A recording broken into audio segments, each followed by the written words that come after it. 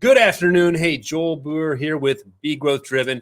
We have a kind of a little bit of a different topic that we're going to talk about today. And if you're in business, you probably have heard of this term, TCPA. What is it, right? For a lot of businesses, some of the complexity of different regulations and what they can do and what they can't do, especially in regards to this thing we call TCPA. So what we've done, we've brought on the best expert in this field. We're proud to actually welcome on to our show, Eric Troutman. And so without further ado, we're going to bring Eric on. He's going to talk to us about what is TCPA. Eric, hey, welcome. Thank you very much for joining us today. Really appreciate it. Absolutely, man. Awesome to be here. By the way, that intro music, I was like jamming, man. I'm like, yeah, let's get the vibes going. Yeah, I'm ready, man. Let's do this thing. I'm a rocket ship. Let's get out of here. Let's rock it, man. Yeah, absolutely. Well, why don't we start first? Why don't we introduce who you are? I mean, we got the TCPAs are, right? But tell us a little bit about who Eric is. Where'd you get started? Well, I mean, mostly I'm a philosopher and look, Eric J. Troutman, right? Look, I'm an attorney. I'm technically a partner at Squire Patton Boggs, but for the folks listening, really, I'm the czar. I'm the guy that runs TCPAworld.com, and I've been doing nothing but defending folks that are caught up in these ridiculous, abusive TCPA class action scams for like the last 12 years. In addition to defending folks in litigation, I've been lead counsel in over 300 national TCPA class actions. In addition to that, we do compliance work, helping people to understand what the law is, how it applies to their business, helping them with policies and procedures to make sure that they stay compliant, which is important. Right. And also, for the folks with the real big bucks, we help them advocate to the FCC and to Congress to try to make the law make a little bit more sense for their business operations, if that makes sense. Makes absolute sense. Absolute sense. So thank you very much for that intro. Because in TCPA, for those that don't know what it is it? Well, it's the biggest cash cow in the history of American class actions, is what it is. More plaintiffs' lawyers have become millionaires with the TCPA than any other statute. It is a private right of action in a federal statute that allows folks to sue for robocalls, right? It's in fact the only statute that exists on the books that has anything to do with robocalls at the federal level. It's the only one, the TCPA. So anyone that is wondering, why do I get so many robocalls? The answer is because Congress didn't do a very good job when it decided that it was going to try to stop robocalls. Instead of doing something useful, like, I don't know, saying it's illegal to make a scam robocall, they instead decided to make a law that prevents you from using certain technology to contact consumers, even if your phone calls are perfectly legal.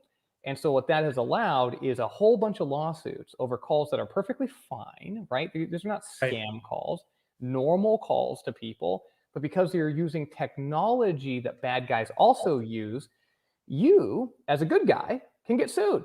It's crazy. It's an abomination, but that's also just the state of the law. Right. It'd be much, we would say common sense would dictate that they should have just simply said, hey, don't be a bad dude.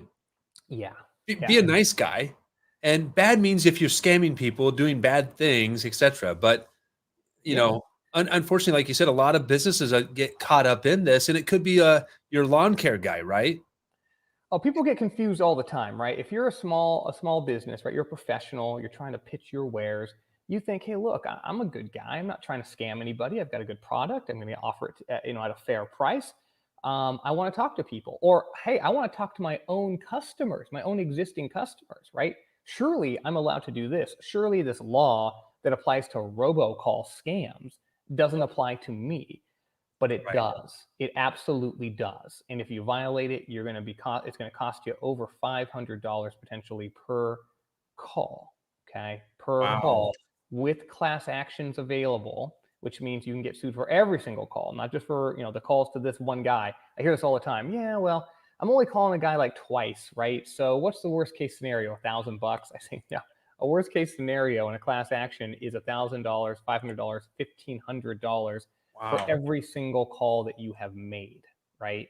That's what class actions do. And then to make it worse, you've got a 4-year look back, a 4-year statute of limitations. And what that means is if you make a call today, you can get sued not just for calls today to that one person, not just for calls today to that one person and everybody else you called today, but for every single call you've made to everybody for the last 4 years. And that's why this Wow. statute is the most dangerous statute on the books, with billions of dollars, many times in potential exposure, billions of dollars in judgments have been entered, and hundreds of millions of dollars of attorney's fees have been awarded to plaintiffs' lawyers, which is why there's so many of these lawsuits. So watch out. Right. I mean, simply put, you could have a business that's doing really, really well. Maybe they're a small $2-3 million business, right? That guy's worked really hard, and he gets hit with something like this. Yeah. One of my very Or first clients, when I was a young buck starting out like 10 years ago, was a guy, and he was, a franchisee for one of these, these tax companies that helps people prepare their taxes. And the guy had worked real hard. He was an immigrant, and he was up to 16 locations, right? He Right. worked so hard, and he was actually kind of enjoying the American dream now. He'd done a great job building his business, but lo and behold, he had done some things, with outbound calls, without consumer outreach, nothing shady, nothing like that would make you think, oh God, what a scumbag. Just, Right. using technology to contact his customer base, but without the required level of consent. And the guy was literally going to go out of business, right? I mean, happy to say I was able to help him, but I Right. mean, that's what this statute does to people, right? It puts them at risk of losing their business, losing their homes, and it's a real problem. Right. And then again, it goes back to just simply how the laws were written. So a lot of the activity of just day-to-day business could probably fall into that. Yeah, I Um, mean, so let's talk about it. I mean, let's be specific, right? yeah. Yeah. So What is it? What does it mean to become like compliant? What would help somebody? Go ahead. well, so here's what the law requires, right? And understand the TCPA and the implementing regulations are some of the most complex pieces of jurisprudence, pieces of law that exist in the federal system. Okay, so I'm going to just give this to you at a very high level. Please understand there's a lot more to it, but at a Right. very high level, if you are calling a consumer using certain regulated technology, and this is going to include pre-recorded calls, it's going to include ringless voicemail, it's going to include automated dialing technology. If you're using that sort of technology to reach out to a customer on their cell phone, and this includes your existing customers and anybody else, on their cell phone, you have to have express written consent to engage in that outreach using that technology. Now, many times you're not going to have that express written consent, okay? So then you can't use that technology to contact people's cell phones. Right. You have to know that. You just have to know that. And there are technologies available that you can use that won't trigger the TCPA, but you've got to make sure you're using a compliant system. Right. Otherwise, you're going to violate the law. All right. That's just one. Piece two, and this is really important, right, is to understand that if you're even trying to contact your own customers, right, that rule that I just described applies. But if you're not trying to reach your own customer, let's say you're trying to reach, somebody else out there, maybe you buy some leads of people that are interested, but didn't ask for your information. You asked just to, for some information about the product that you might be selling. You can't just call those people unless you're specifically named in that lead. You have to scrub against the national DNC list. And if you don't, then you are violating the TCPA even without using this advanced technology. Even if you're just picking up, a physical handset someplace, a regular phone and dialing, you're still going to violate the statute because you're calling a number on the DNC without the proper level of consent Right. or an inquiry. And those are two, again, there's a lot more to it, but there's two different components of the same statute that you need to keep in mind. People get very confused about those two. And there's several others as well. If you're still sending faxes, there's a whole slew of rules, but we're not going to talk about that. But I mean, understand faxes are also covered by the statute. Right. Yeah. Faxes seem to kind of die off the quickest when they really kicked in those regulations years ago. You'd be surprised. Folks are, I don't know if you've got anyone in the healthcare vertical, but there are a lot of folks that are still sending faxes to this Yeah. day. I don't understand it, but those lawsuits are still there. I always get the cruise ones. For some reason, I'm still getting the cruise faxes. So, but every now and then, we don't get a lot of faxes nowadays. It's one of those things. But So now here's a question. It's like, so how let's just say a company's got somebody on their list. I mean, how can they initiate that if they're technically not supposed to call them? I mean, Well, only it by just, I mean, it depends what kind of list you're talking about, right? yeah, So I always like to think of it in terms of my existing customers, what can I do with them, and customers that I want to go get, right? right, So if I've got my existing customer, you're allowed to call your existing customer, even if they're on the national DNC list, manually. All right. And again, there's some systems out there, like the Safe Select system. There's systems out there that you can use that are safe to make those outreach calls. right, But if you just pick those numbers up and you throw them on an auto dialer, or for instance, if you want to use like AI text messaging, that's a good technology to use. There's good vendors out there that can help you with that. But manually one-to-one messaging, AI-driven messaging, where it's one-to-one interactions, right? That's the sort of way that you can reach out to your existing customers. Okay. If you are going to be using it more advanced, exotic technology stuff that's going to be, maybe more efficient, frankly, you're going to have express written consent for those customers. right. And maybe you have that, and you should always seek to try to obtain that at every, decent touch point that you have with your consumers. If you've got a website, for instance, building disclosures into the website, doing it the right way. This is not, disclosures down at the bottom of the page someplace that they never see. No, they have to be expressly demonstrated, conspicuous to the consumer, and signed in order for it to be a valid express written consent. Okay, so the standard's pretty high.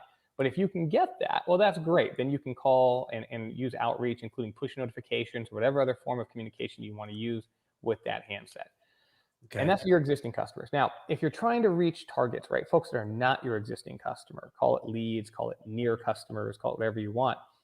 That's where you've got to be, even more cautious. And I know a lot of folks are buying leads, and that's great, right? That's not a bad thing at all. right, You just have to recognize that the leads that you're purchasing need to have completely valid consent, right, top to bottom. There are on my website, TCPA World, I've got the 9 things that your disclosures have to have in order for them to be completely valid. And the format of those disclosures on the website also have to be clear and conspicuous, right? They have to be transparent. The consumer can't be tricked essentially into signing something that's not going to be valid. But assuming that your lead provider is doing it the right way, you can buy those leads. And if you get the lead and it's a valid lead and it names your business, including in a hyperlink, then you right, can go ahead and call. You can call using whatever technology is available to you, and that's going to be perfectly legal. Okay, perfectly legal. right, What you can't do, where folks really get themselves into trouble all the time, is, hey, look, I'm a real estate agent. I'm just going to buy a list of property owners in my area and put them on my dialer and just start blast dialing them. No, right. folks, no, that's going to violate the TCPA. All right, that's going to be a real clear example of something that's going to get you into trouble. If you want to buy a lead, that's fine, but it has to be a consented lead where a consumer has actually said, yes, I want this call. Here is my name. Here is my phone number. I am clicking a button to accept that these disclosures are binding upon me. And then you can make those phone calls. Right. Now, what if the data that they've bought is scrubbed against DNC? Okay, so it's clean. Can they make that call then? Well, so if you're buying a list that's It's just scrubbed gonna be a against the list. DNC, right, that's going to be clean for purposes of outreach if you're calling manually. But it's Right, not going to be okay to call using an ATDS, pre-recorded calls, etc.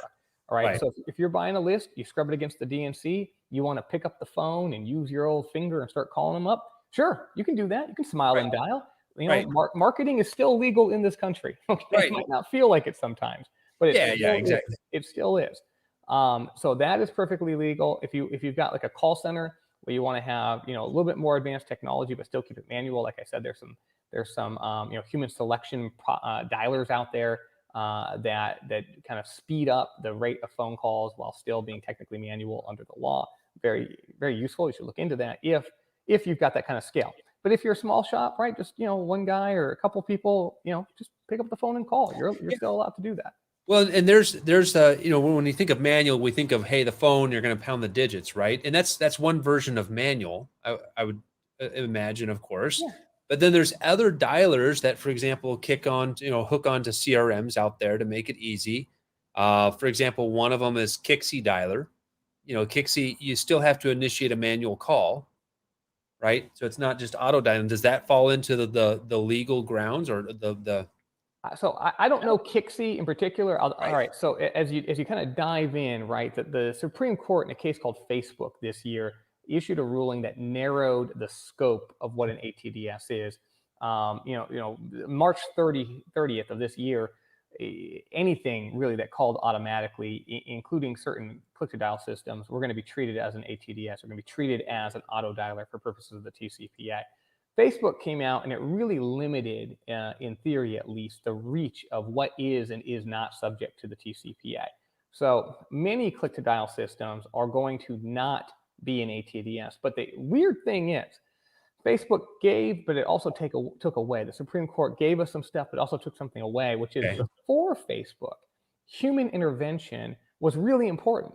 And if you were using human intervention, for instance, a click-to-dial system, then that was going to automatically not be an auto dialer. But in a footnote, the Facebook decision took away human intervention and said that's not the test. The test is whether or not you're using a random or sequential number generator, either to create phone numbers or to determine the sequence in which phone numbers are to be dialed, right? That's the new test. And so a click-to-dial system, frankly, may or may not be an auto dialer still, because human intervention isn't the test. The test is how are the numbers being fed to the agent in order to make the calls.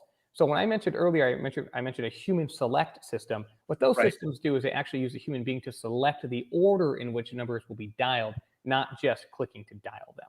And that's the distinction. Right. So, hey, you got a list that you've loaded into your CRM and you're just going to let it randomly pick the very next one. That would fall into that automated. It's going to be right. Yeah. So understand the law here is very fuzzy. It's very fuzzy. I can't give you a black and white. It will, it won't, but it might. The short answer is it might. Right. You're getting towards the hot end of the pool, basically. You're getting towards closer to that end of the pool. So the cooler where you kind of keep things in the safer zone, so to speak, would be, hey, next lead, I'm going to call him. All right, this is Bob Smith, click, dial, or punch in the number on your phone. You can still efficiently do it. You can still efficiently drive business because there's a lot of money over the phone still. It's a very powerful tool. It's a very strong marketing tool. And right here at the bottom, we have that Facebook ruling resource page on your website. So, I think what I would say on this here too, it's important to understand what these things are, because, if you're one of those guys that says, I'm a trendsetter, I'm going to go push the envelope, that's why we have more laws. So, a lot of times it's that one person that did it for the wrong reasons, the bad purpose. There's people out there that says, well, I'm just being ingenious, and that's different. But the people out there that says, well, they didn't say this, so let me go bend the rules. That's why they end up having stronger, situations. You look at the Facebook, there's definitely some elements of that in that whole play. They looked at, well, the law doesn't say this, so let's go try it.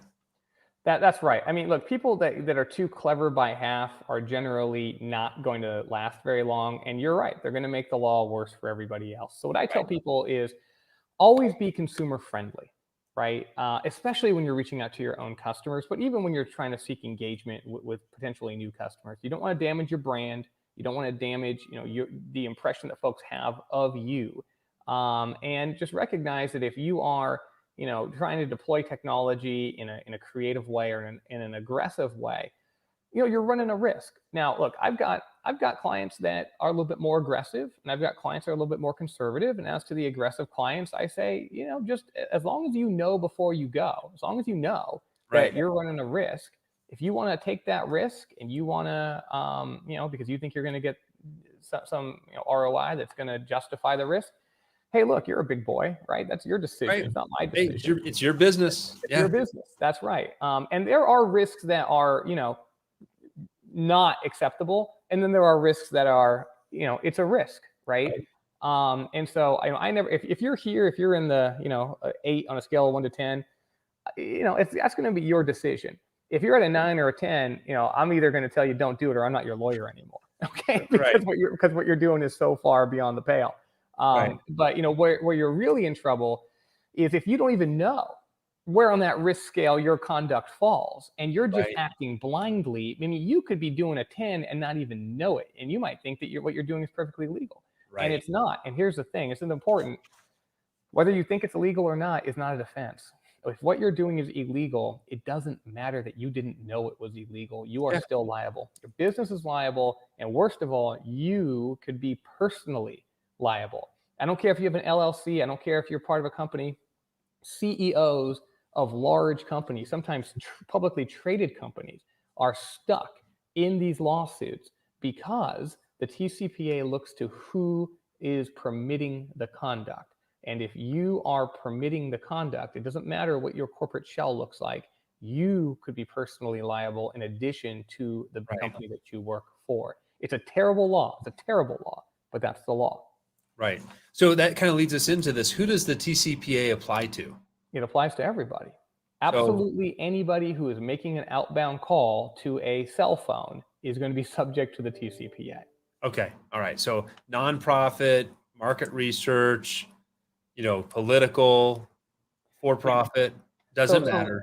Exemptions do exist in certain pieces for certain kinds of calls. If you are using, though, regulated technology, there are no exemptions, right? If you're using regulated technology to make an outbound telemarketing call, no, there's no exemptions. Right. Even if you're trying to make a charity collection call, if you're using an auto dialer, you're going to get caught up if you're doing this without consent. Now, the D&C rules, right? They do have a lot of exemptions. For instance, you can make a B2B call and not violate the D&C rules, but the D&C rules are just one piece of the overall TCPA. People get very confused about that. They think, right. Oh, hey, Eric, I'm calling a business, so I can't possibly be sued under the TCPA. And I'm like, oh my goodness, that is so not true. You can't get sued under this one little piece of the TCPA if, by the way, they only use, for instance, their cell phone for business purposes. But even under that little piece of the TCPA, if they happen to also use that phone as a residential or as their personal number, right, you can still get sued. So what I tell people is, I don't care if you're making B2B calls, assume that this is still going to potentially violate the law if you're calling a cell phone. Okay. We dipped into it a little bit earlier, but the penalty for not being compliant, you said it goes back 4 years. And the fines are per incident on it. Mm-hmm. And is it one of those things that when they find somebody that they're going after, they probably dig pretty deep? I would imagine it's kind of like the IRS. Yeah. So I mean, there's a cadre of plaintiffs lawyers out there. Mercifully, there's not too many, but frankly, there's more than there needs to be, that are very, very good at bringing these cases. They understand the law. They're very well funded.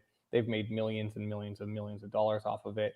And yeah, when they sink their hooks into you, I mean, we go toe to toe and have just bloody war because they've got, all the resources, and my clients are not going to write big checks to them. And so we have, pretty big fights. If you're a small player, the dimensions are a little bit different.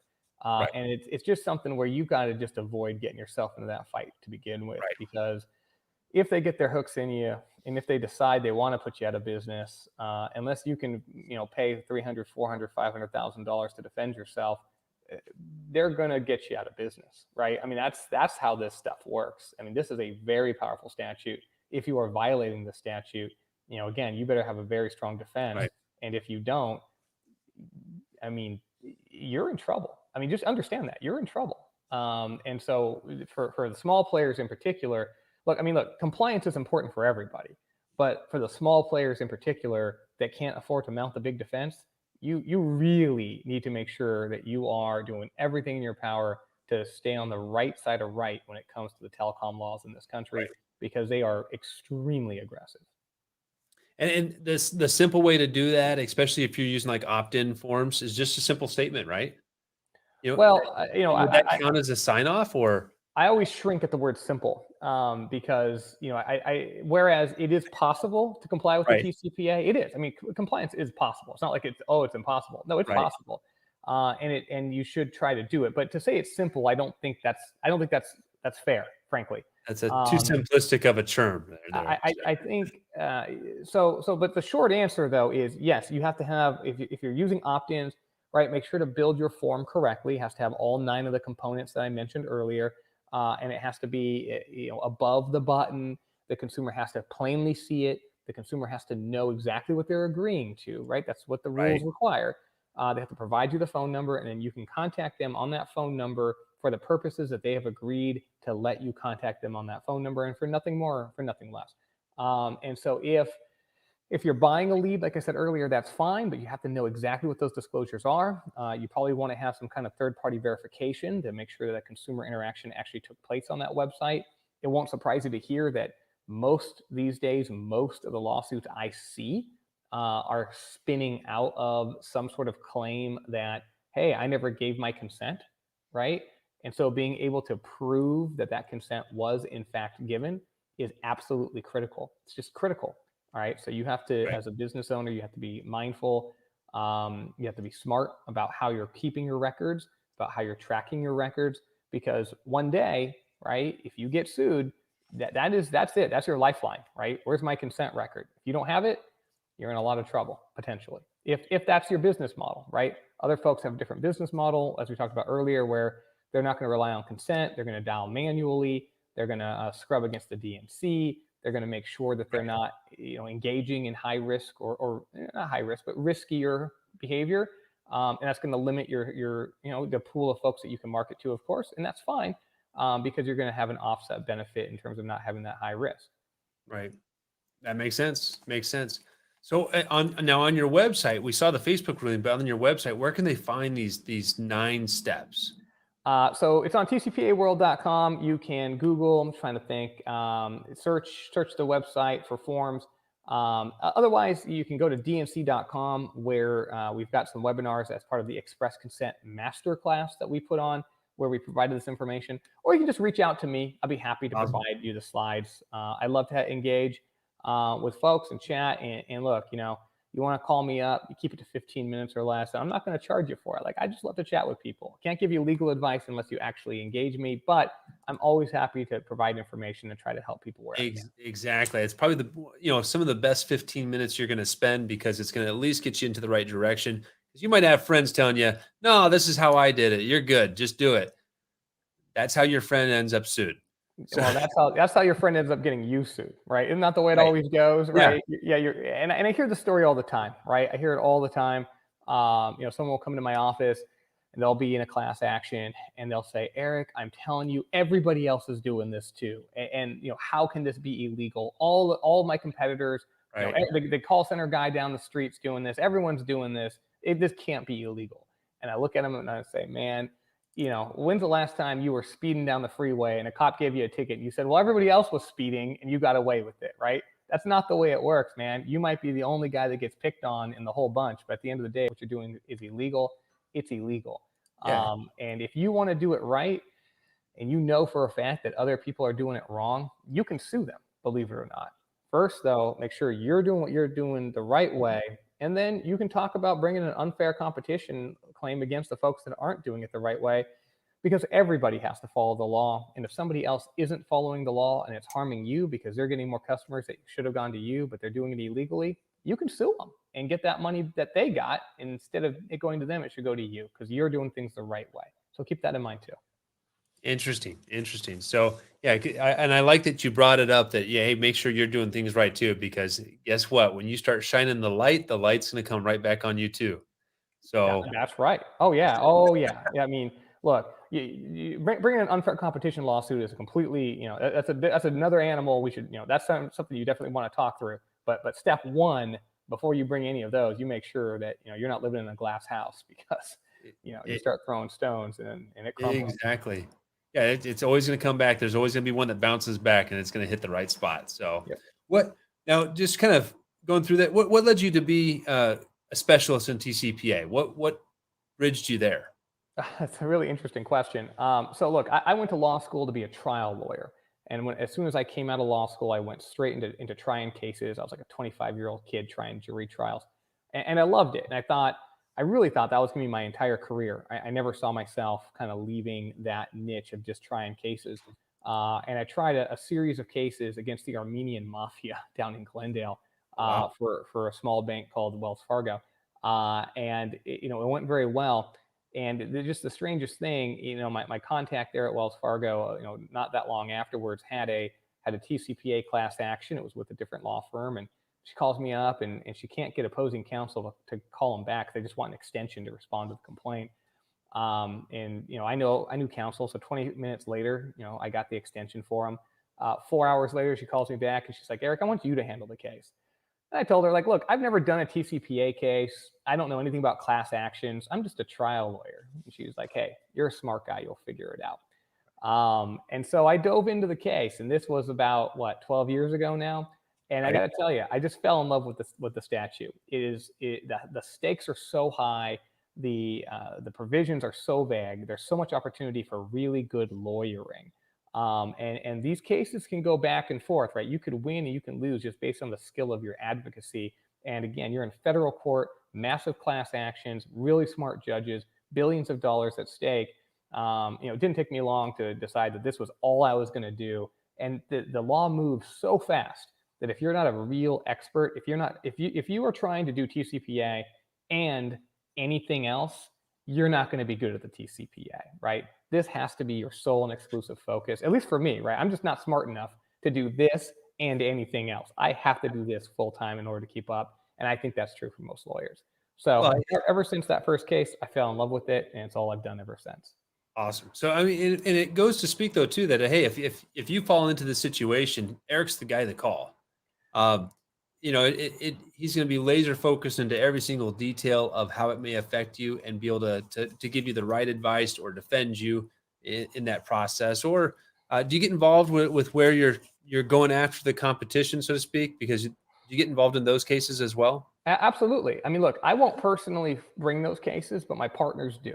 Okay. And so, I'm happy to kind of connect folks to make sure that if you've got competitors that are misbehaving and you know it, right? Not you think it, you know it. Hey, man, we can take care of that for you. That is no problem. But more broadly, right, when it comes to the TCPA, obviously, don't trust the knucklehead that picked it up last year and is telling you he knows how to do it, or the guys that makes me smile say, I've handled a few of these. Right. This is not an area of law where you want somebody that if you're driving a Porsche, you don't take it to the local auto body shop, right? You take it to the dealership. You take it somewhere that knows what they're doing. And it's very similar to that. So yeah, and like I said, pick up the phone, give me a call, especially if you're a smaller player. Like I said, I'm happy to help you out. And look, even if you don't have half $500,000 to spend on a defense, I get it. I'll help you out where I can. If we can't help you, we'll try to refer you to someplace that can. Right. And just for everyone that's watching right here, here's the website. This is where you can reach Eric. That's the best method for them to reach out and touch base with you, right? Yeah. Go to tcpaworld.com, spend some time there. I'm pretty easy to find. Yeah. Yeah. And and the beautiful thing there, I know I really appreciate is you have tons of information that you continually are putting out there. You've put out there to really give people the skinny, the information on what exactly they could use to, first of all, answer the question, hey, am I even close to being compliant? What happens if this, and of course, then like Eric said, book a call with them, and go deeper if that's going to be a bigger concern. It really kind of goes down to, market with consumers in mind. Each of us are consumers. We know how we like to be marketed,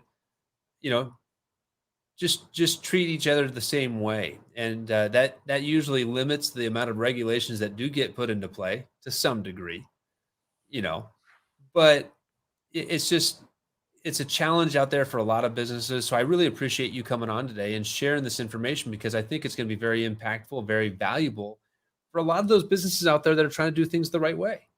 Yeah, and I hope so, right? And again, as we started off saying at the start of this discussion, the TCPA is a statute that is abused. You've got people out there that try to make a living bringing these lawsuits, repeat players, they manufacture lawsuits, they troll the internet trying to find folks that might be violating the statute. And folks make millions and millions and millions of dollars off these claims. So, it's not a matter of, is it going to happen to you or might it happen to you? It's going to happen. If you're making outbound calls, if you're making outbound text messages, if you're making outbound push notifications, if you're cold calling folks, you're going to get sued. Make sure you're doing it the right way. I mean, it's just as simple as that. And so the website's tcpaworld.com. As it was getting teed up here. No barriers around the content. We don't ask you to give us information. We don't call you. We don't bother you. We don't sell your information. Right. It's funny. I goof off and I say my website might be the website on the entire internet that gets the most traffic that doesn't have a privacy policy, because I don't sell your data. I don't do anything with it. So feel free to come on. Right. It's perfectly, it's a safe place on the internet where you can just get free information and you don't have to do anything to get free information. So Right. there you go. There you go. That works. Eric, thank you again very much for jumping on today. I think this is a very important, again, episode that a lot of people need to take that information from, just to protect their businesses. They're working hard every day. Last thing you want is that one surprise that all of a sudden goes back into the closet and comes out with a very ugly head on it. So thank you again for your time today. Really appreciate it. Yeah, absolutely. It was great to be here. Thanks so much for having me. You bet. Everyone, join us back next week. Next week, we have a fantastic episode that's planned, and it'll be Audrey that's actually going to be heading that up. So we're looking forward to that. I believe we're diving into the whole topic of making sure your website is compliant for the disabled. So another one of the colleague that we both met recently at the LeadsCon in Kansas City. So we're going to dive deeper into that. That's another one that is one of those things that can really sneak up on you. So be sure to be looking out for that. So Eric, again, thank you for your time. Thank you for jumping on. Really appreciate it. Absolutely. Until next time, everyone, be great because nothing else pays.